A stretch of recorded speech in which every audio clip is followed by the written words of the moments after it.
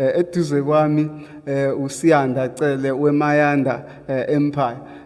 Siyanda, namhlanje bekwenzakalani la? Sibonile bone presentation oyenzile as well. Yeah, ngibingelele kubabukeli.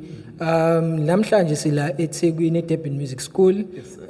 Besihlangene ne12 Man Group beso announce i-partnership yethu nabo as their apparel partner for the next 3 years. Chaza ukuthi abantu abalandeli bebhola abangaphansi kwe-organization i12 Man Group sebengakwazi ukuthola ama-incentives uma bethenga in bulk as ama-branch, accommodation okanye financial aid. Kuyahluka, ibona abayikhethelayo ukuthi bacela ini ngasikhathini kanjani. iMayanda Empire kahle kahle yenzani dila nayo? iMayanda Empire inkampani nje eyifanele ncamashini Total Sport o Studio 88, kodwa thina sihluke kancane ngoba sithagethe abantu abathenga in bulk ama branches. Mase siyabuyisela phela kulabantu abathengayo, kungabo ukuthi siyamukela asibuyiseli. Ama branches siya encourage ukuthi mayithenga kuthina kuqala ku100 impahla zethu ukuze qualify for ama incentives. Siyabuyisela ke kubona ngaloko kuhluka. Sidila nje neimpahla zebhola, sidayisa ama jersey Orlando Pirates, Durban City, Stellenbosch,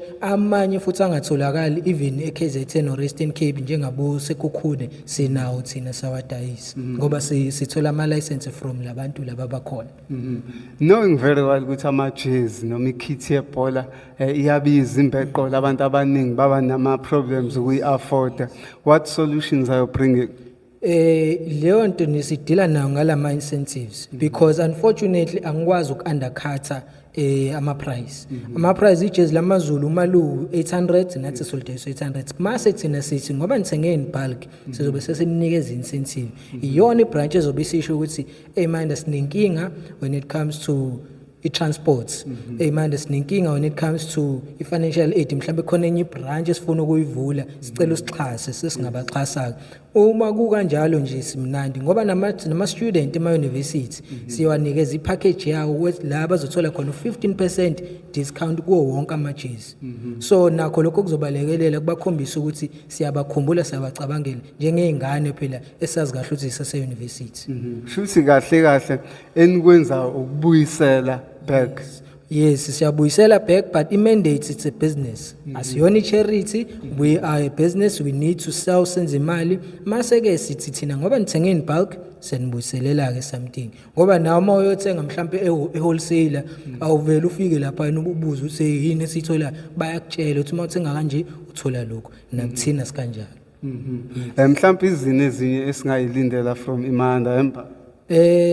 Sisazosebenzisana kakhulu na i12 Man Group. We are very open, asifuna ukuyilimit sithi sidila nebhola kuphela, but okwamanje safuna ukwenza sure ukuthi le niche market senza sure ukuthi i-target market le ama supporters webhola siyawalekelela. Njengoba izolo kade sibuka nje eMazulu neSikhukhune bengingacwele stadium. Iyona into esiphatha kabi ukuthi abantu sifuna baye stadium. Sinayo i-relationship nabo Sansport nabo KwaNabakho in terms of abantu bazothola amabhasi, there are roadworthy baye stadium mabefuna leyo transportation incentive. Kuningi okunye sisazokwenza, okunye angikwazi ukukhuluma manje ngoba sisakuhlela, kodwa nje kuningi okunye abantu abangakulindela. Sibonga isikhathi sakho. Ngiyabonga kakhulu.